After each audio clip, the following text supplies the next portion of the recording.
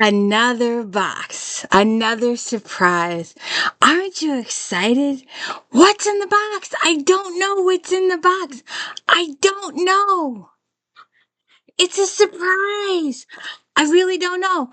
I'm just given these boxes and I don't know what's in them till we open them up. I have no idea what's in them. It's a surprise. It's an adventure. It is so much fun.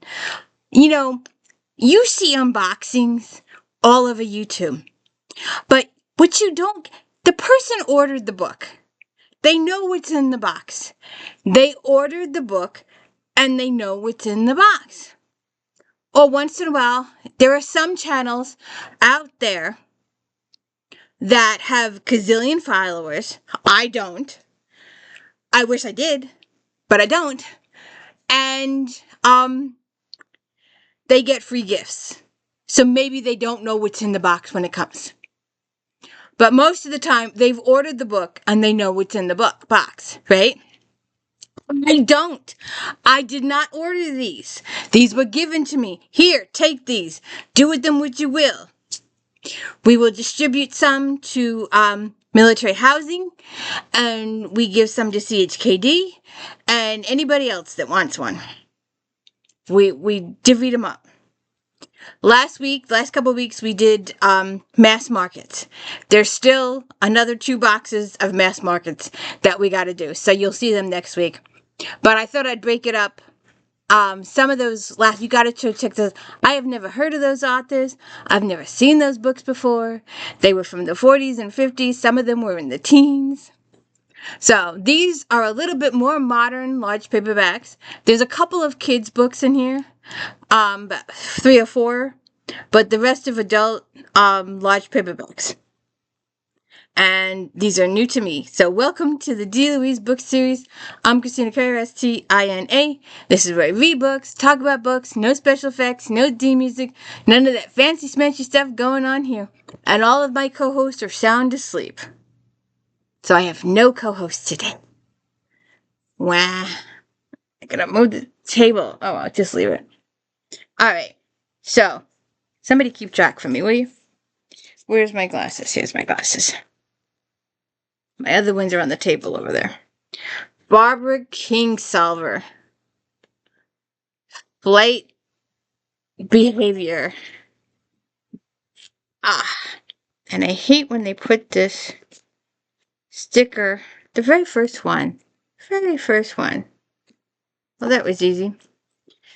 Del Aroba Turnbrow is a relentless farm wife who gave up her own plans when she accidentally became pregnant at 17. Now, after a decade of domestic disharmony on a failing farm, she has settled for permanent disappointment, but seeks momentary escape through an obsessive flirtation with a younger man.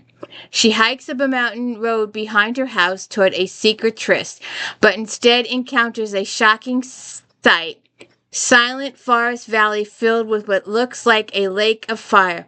She can only understand it as a cautionary miracle, but it sparks a raft of other explanations from scientists, religion, leaders, and the media. The bewildering emergency draws rural farmers into an unexpected acquaintance with the urban journalist, opportunist sightseers, and a striking biologist with his own stake in the outcome.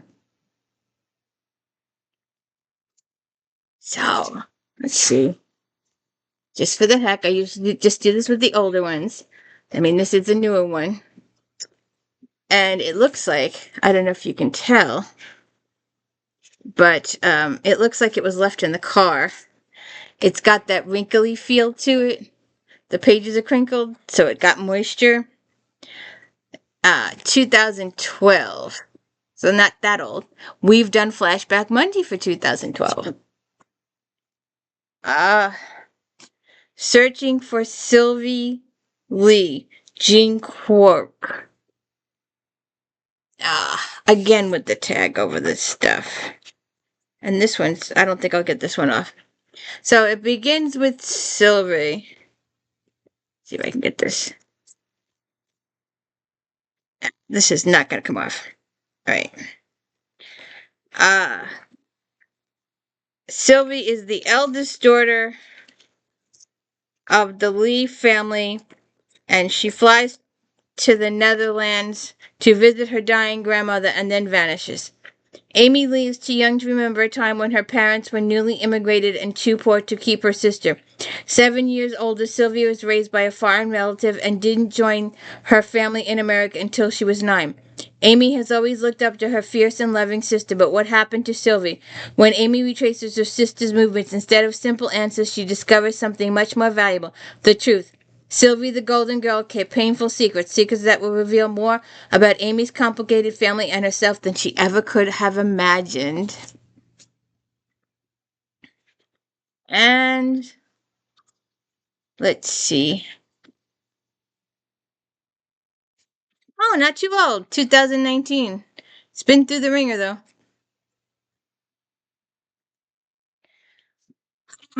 Mother May I. Jocelyn Jackson. Again, with the. How can you read what the book is about if they put stickers on the back of the book? You know, I don't think. See, there's no special editing here. I'm just gonna. Alright, so Paul Roger in rural Georgia, Bree, whatever her name is, lives in a dark and a scary place. And life has given her everything she ever dreamed of: a loving lawyer, two talented daughters, a baby boy, a gorgeous home, and every opportunity more. Until the day she wakens to see a witch peering into her window, an old woman dressed in black, who vanishes as quickly as she disappears. Bree shakes it off as a remnant of a dream. Later that day, she spies the same woman in the parking lot of her daughter's school. Just minutes before, Bree's infant son, asleep in her car seat, vanishes. A note left in his place, warning Bree that if she wants her baby back, she cannot deviate in any way from the instructions. Okay, sounds a little spooky, eerie to me. Very spooky, eerie. 2021. Well, this might be good to read for someone that likes spooky stuff. I don't like spooky stuff. But if you like spooky stuff, if you're a Stephen King kind of fan, that might be for you. Alright, this is a kitty book. Well, not that much kitty, but Never Have I Ever, Sarah Shepard, Pretty Little Liars. So, this might, let's see, let's check this out. What an eclectic box. Don't think. 2011. So this probably came up in Flashback Monday. It probably did. Not long ago, I had everything a girl could wish for: amazing friends, an adorable boyfriend, a loving family, but none of them know that I'm gone, that I'm dead. To solve my murder, my long-lost twin sister Emma has taken my place. She sleeps in my room, wears my clothes, and calls my parents Mom and Dad. We have done this. I remember this. We have done this for Flashback Monday. We have done it. And now they've discarded it. Maybe we should hang on to it. Maybe we'll do something again. On the littler side, The Notebook of Doom, Rise of Balloon Goons. Alexander has just moved to Sturmont, and already he thinks it's one creepy town. First he finds a notebook filled with monster drawings, then he sees balloon goons, those one-arm waving balloon guys all over town.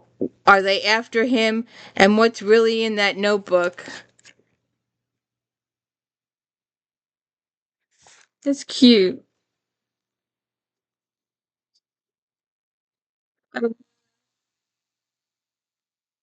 I can't see it. Oh, 2013. Pacey Packer Unicorn Tracker. I think we need some tape here. Uh, there's no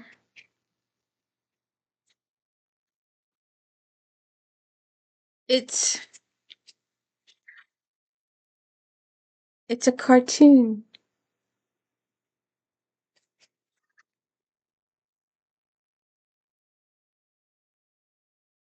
It's a dark cartoon, though. Uh, the Wild Robot, Peter Brown. When Robot Roz opens her eyes for the first time, she discovers she's alone on a remote wild island. She has no idea how she got there or what her purpose is, but she knows she needs to survive. After battling a fierce storm and escaping a vicious bear attack, she realizes that her only hope for survival is to adapt to her surroundings and learn from the island's unwelcoming animal inhabitants. 2016. So, hey, maybe this will come up in Flashback Monday. We'll have to check. Oh, we'll have to check. Oh, I've got it. Ah, the Big Book Ghost Stories. Look at this thing. It's huge.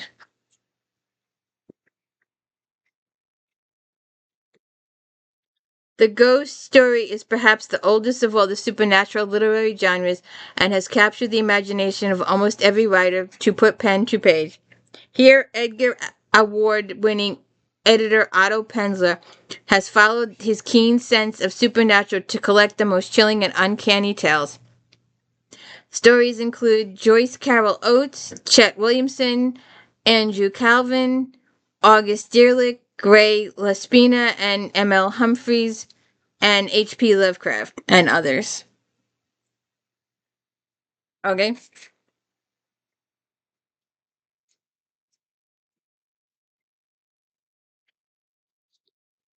The Summer House. Margaret and Sly are getting married. Alas for Margaret, who views her impending union with odious Sly in the same way as a ship must view a shipwreck. Alas for Miss Monroe, Sly's mother, who abhors severe doubts about the entire male gender, now least of all her son. Alas for Lily, she high-spirited temptress, who is willing to do anything to prevent this disaster misalliance, even if that means sacrificing herself. Okay.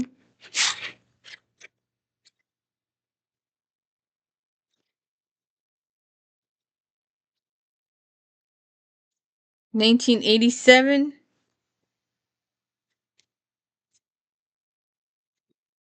The Healing Quilt. God, this is an eclectic box. Wanda E. Broomstetter. Now, she has come up in Flashback Mondays. What year is this? 2014. We may save this for Flashback Monday. Should we save it? I think we might. Amish newlyweds Lamar and Emma Yoder Miller seek warmer weather in Sarasota, Florida, and have purchased a small house in Pinecraft community. But Emma wishes her days had more purpose than leisurely walks on the beach. Before long, she's sending back home for supplies and advertising a quilting class. Okay, she can teach class. She'll meet people that way too. Let's see. Martin Cole, No Mercy. It's in pretty good condition. Why would you throw this away? I don't get it. I don't get it. There's my answer. I know it now. 2019. Diana Davies is head of family business. She's a woman in a man's world, but no one messes with her. Her only son, Angus, is a natural-born villain, but he needs to earn Diana's trust before he gets his place in the business. Once he's proved he has the brains to run their clubs, in Marabella, his reign of terror knows no bounds. Scary. Scary. From scary to sexy. We got some corner issues. Carl Weber presents full-figured plus-size divas. Brenda Jackson, Brenda Hampton, L.A. Jill Hunt. Newly divorced 4-year-old Desiree Jenkins finds herself alone now that her son has gone away to college. She's taken to her bed watching the life pass by her until Rock, a 24-year-old with a jaw-dropping body, comes along. Desiree can't keep her eyes open or her legs closed to a man who excites her like no other man. Ew, I'm embarrassed now. Sorry. I'm embarrassed. Jamie Carey, A Duke's Promise. Alexandra Featherstone finds herself the new Duchess of St. Eaton. Her beloved husband has promised a wedding trip that will take them to where her imperiled mother and father were last seen, Italy and Marble of Caravana. But a powerful Italian duke still plots against Alex and her treasure-hunting parents. Hoping to save them, Alex and Gabriel travel to Italy by balloon. Fraught with danger on all sides and pressuring to breaking point by Gabriel's affliction, the couple must learn what it really means to work and fight together as true lovers on a journey that requires steadfast faith in God and each other. Okay. Let's see. 2012.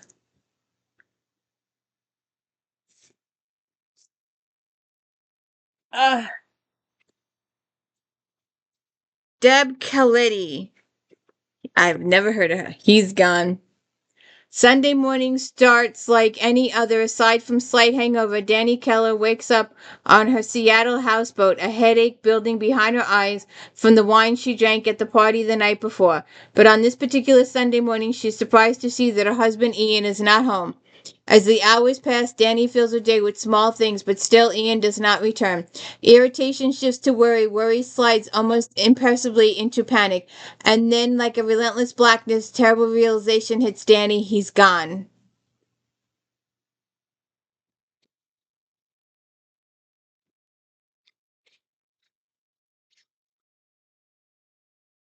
(2013)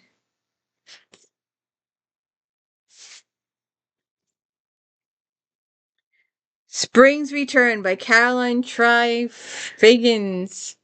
A unique story of the Sioux Indian called Spring, who was raised in the Blue Ridge Mountains of Virginia, her heart torn between these gentle mountains and the mythical Black Hills of South Dakota, where her true ancestors be buried, and she continually bounces back and forth between the two.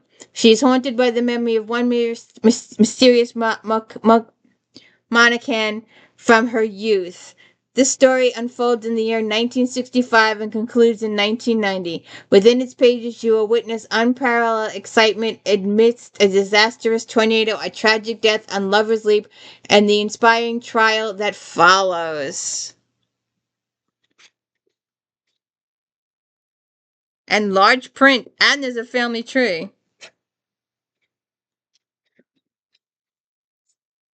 Family tree.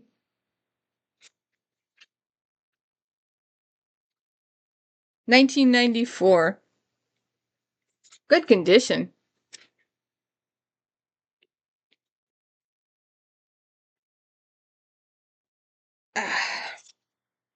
The Angels of Losses, Stephanie Feldman.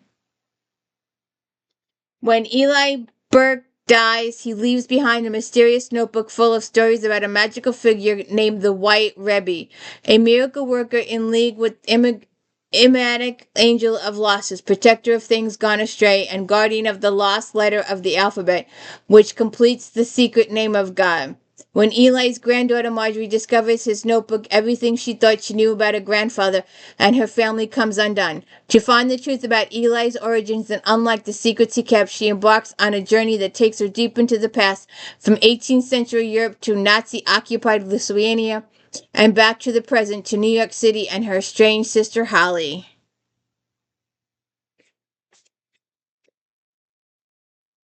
Interesting. And this book has a few issues, very, very minor issues, but we are a little on the wrinkled side.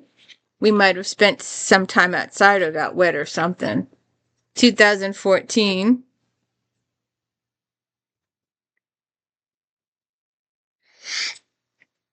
The DEPTFORD Trilogy, Robert Davies.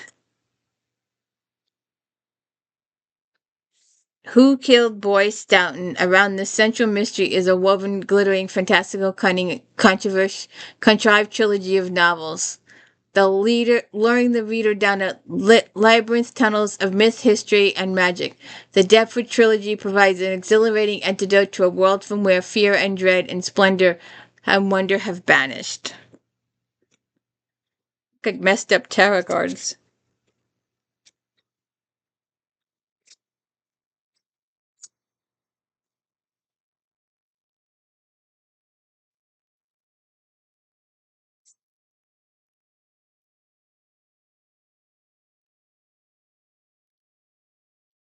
$1970.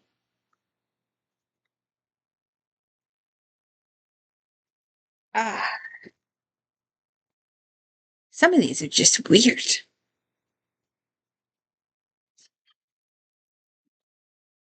Another kid's book. Dory Phantasmagory, The Real True Friend. That's cute. Yeah.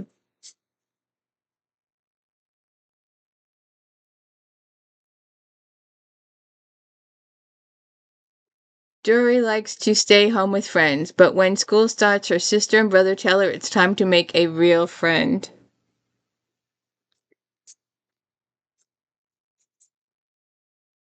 $2015.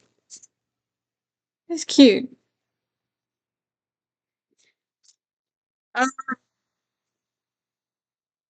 Amelia, Bedelia, and Friends.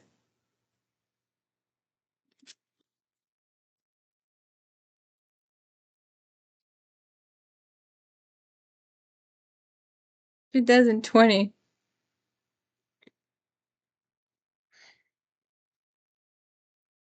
Christina Baker Kline, The Exiles. Australia 1840, the country in which England is rapidly pouring its prisoners, largely men, but now increasing number of women, with the indigenous population largely forcibly relocated, promised land of their own they will never receive. The growing population of former convicts is beginning to create a society of their own in the land beyond the sea.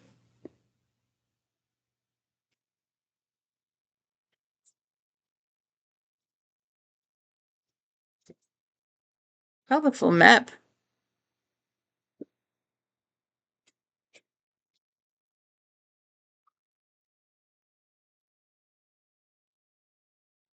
$2020.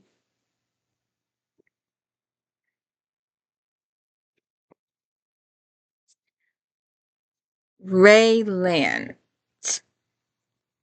What is... Oh. Sorry. ELMORE Leonard. The revered New York Times best-selling author, recognized as America's greatest crime writer, brings back U.S. Marshal RAYLAN Givens, the laconic, Stetson-wearing, fast-drawing lawman, pronto writing the rap and hit the FX series, justified this dark and drilling page-turner. Okay.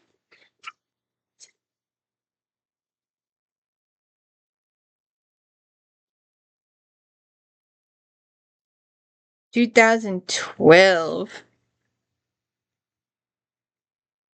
Does it sound like a Clint Eastwood picture? Oh, another kid book, I think. Sorta. Yeah. I Survived the American Revolution by Lauren TARSHIS. Huh. Nathaniel Fox never imagined he'd find himself in the middle of a blood-soaked battlefield fighting for his life. He was only 11 years old. He'd barely paid attention to the troubles between America and England. How could he, while being worked to the bone by his cruel uncle Uriah Stork? But when his uncle Regis forces him to flee the only home he knows, Nate is suddenly propelled toward a thrilling and dangerous journey into the heart of the Revolutionary War.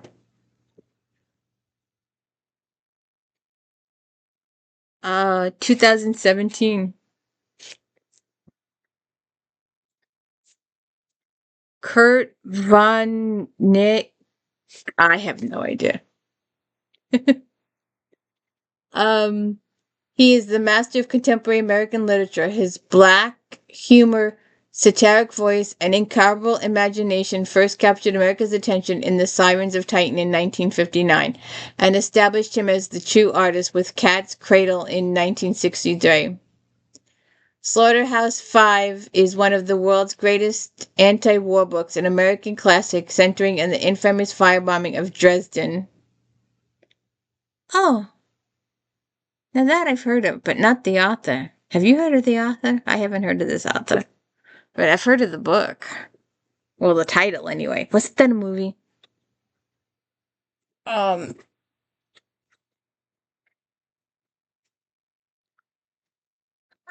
there's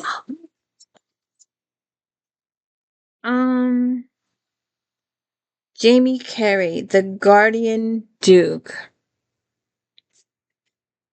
Gabriel, the Duke of St. Easton, is ordered by the king to take guardianship over Lady Alexandra Featherstone, whose parents are presumed dead after failing to return from a high-profile treasure hunt. But the heat-driven Alexandria ignores his royal reassignment, believing her parents are still alive. She travels to faraway lands to follow the clues that may lead to their whereabouts. That sounds like this other book. I wonder if it's in the pile over there. To look. But I wonder if it's connected. Because isn't that the same scenario as the last book? 2012. I got a Leaning Tower of Pisa over there. It's going to fall. Davies' daughter, Linda Byler. Sarah Byler grows increasingly concerned about Ashley, her friend who also works at the farmer's market.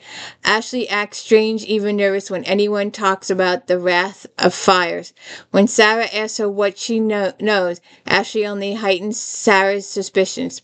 But that's not Sarah's only trouble. She remains distracted by Matthew Stoltz, who says that God is calling him to leave the Amish community. When he begs her to join him, Sarah's heart is torn in two.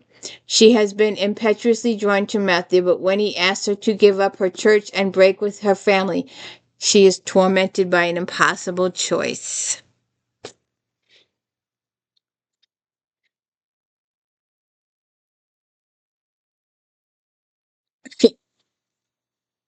We have a note.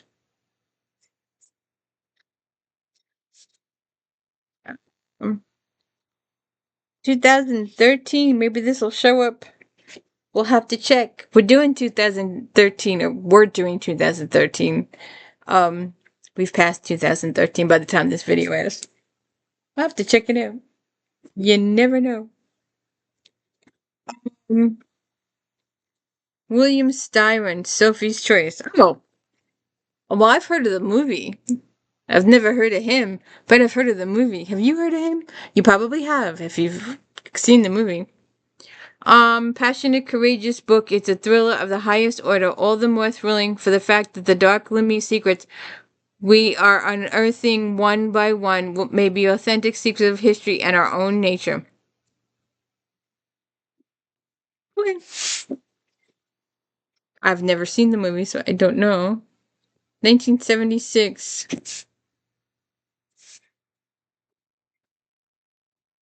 Oops. My Leaning Tower of Pisa just went.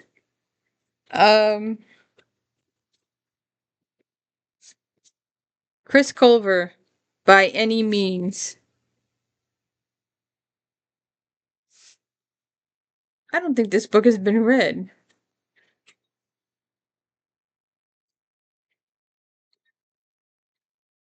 "2014. Ash Rashid thought his days as a homicide detective were over. Now with the police force community relations department, he gives speeches at elementary schools instead of tracking criminals. But when he discovers two dead bodies during his evening commute, Ash finds himself back on active duty as he races to identify the victims and track down an abducted witness. Ash realizes that nothing is as it seems. Every clue, every suspect leads to a new question, new threats. Okay. I've never heard of this author, though. Have you heard of this author? 2014.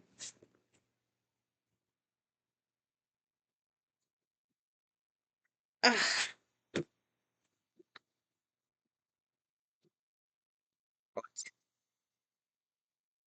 there's an adult book in here.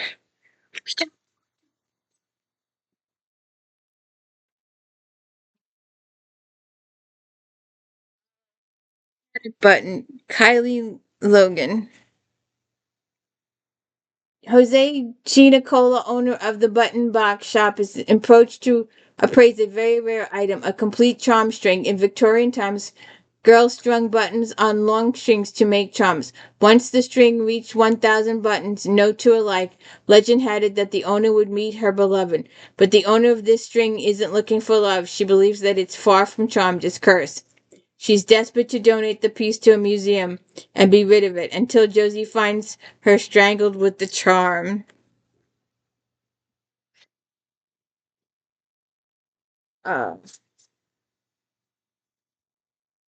2012.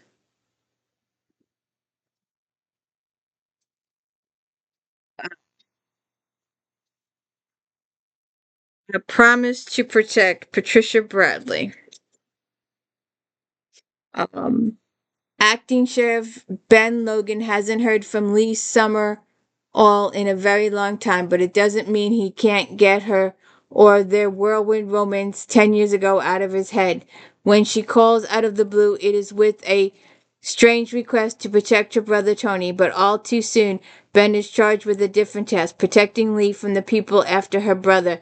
With Lee doing everything in her power to avoid Ben, it's no easy task.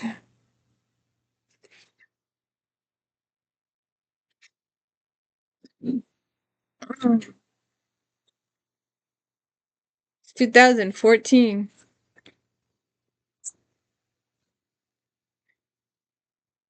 Circle of Three, Patricia Gaffney. Can grief last for a person's whole life? Mm-hmm. Mm-hmm. That is the question that haunts Carrie as she mourns the sudden death of her husband and the much earlier death of their love. Carrie's overbearing mother, Dana, also silently mourns a painful loss, the disintegration of her relationship with her daughter. At the end point of their two generations, Ruth, Carrie's precious child on the brink of womanhood, struggles with the loss of her father and the emotional abandonment of her mother. Okay. 2011.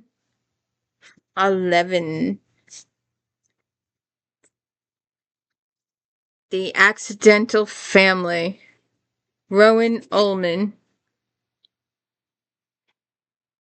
Um, Fashionable Sophie Mills was a corporate manager on a fast track to success. Then, in the space of a heartbeat, it takes for a car to crash. Two little girls, Bella and Izzy, her best friend's daughters, change her life forever. Named as guardian in their father's absence, Sophie discovers that the touch of a little girl's hand can be far more precious than a closet full of expensive clothes or an exciting job. And when their father Louis returns, the word family takes on a whole new significance. Stepmom. 2009. This looks good condition. Doesn't even look like it was ever read. Look at how clean that is.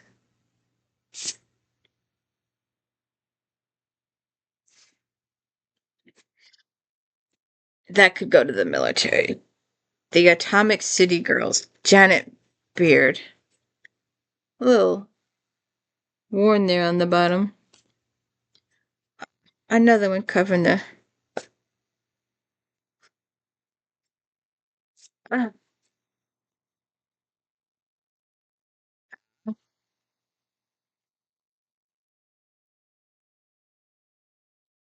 Well, that took the back off. And then what do you put these stupid stickers on for? See if I can do this. There's no special editing here. Well, except for the chick's name. In 1944, 18-year-old June embarked a bus destined for a city that doesn't officially exist, Oak Ridge. The city has sprung up in a matter of months, a town of trailers, segregated houses, 24-hour cafeterias, and constant security checks. There, June joins hundreds of other young women operating massive machines whose purpose is never explained. They know they are helping to win the war, but must ask no questions and reveal nothing to outsiders. The girl spends their evenings socializing and flirting with soldiers, scientists, and workmen at dancers, movies, bowling alleys, and canteens.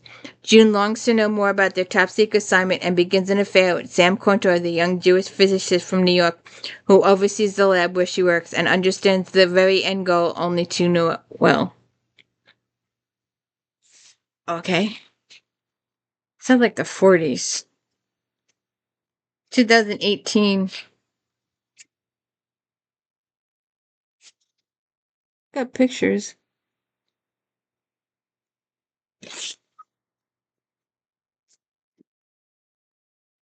Helen HARDT, Obsession.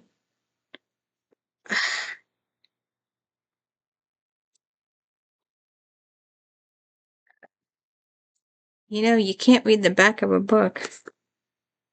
And who marked this? Somebody mismarked this. I bet you that's why it was Swap. That says Swap book.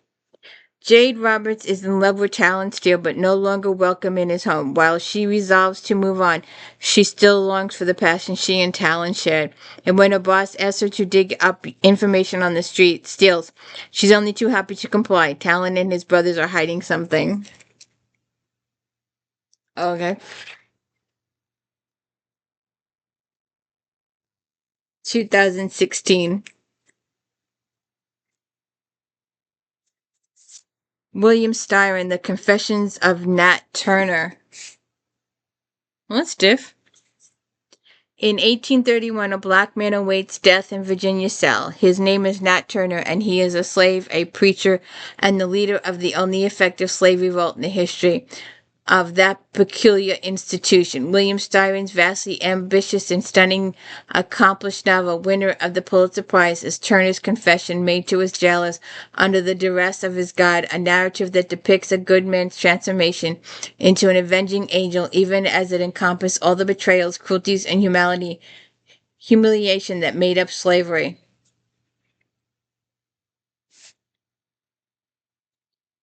I don't think this book has been read either. Look how clean that spine is.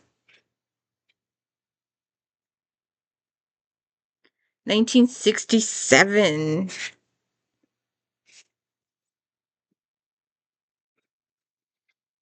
Damn! Serious! Look how clean this book is.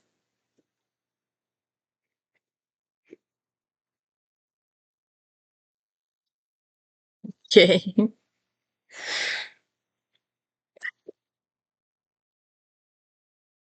You can just read it.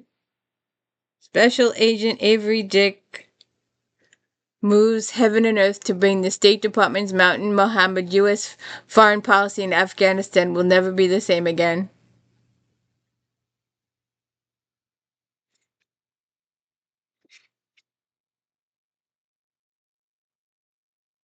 (2009). I don't think anybody's read this either. Clean.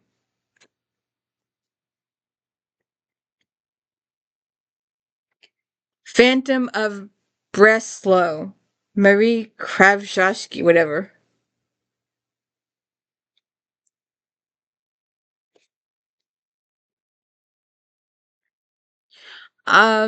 Breslau, 1919. The hideous battered naked bodies of 4 sailors are discovered on an island in the River Oder as he pieces together the elements of his brutal crime.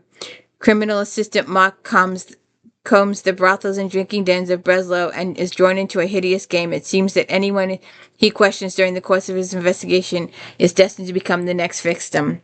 You talk, you die. 2005. KLINE.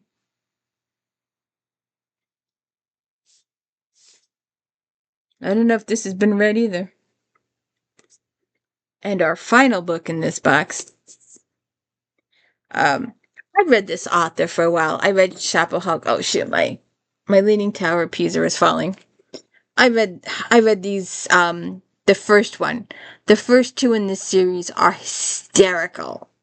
And after that it got old. But the first two are hysterical, the Shopaholic series.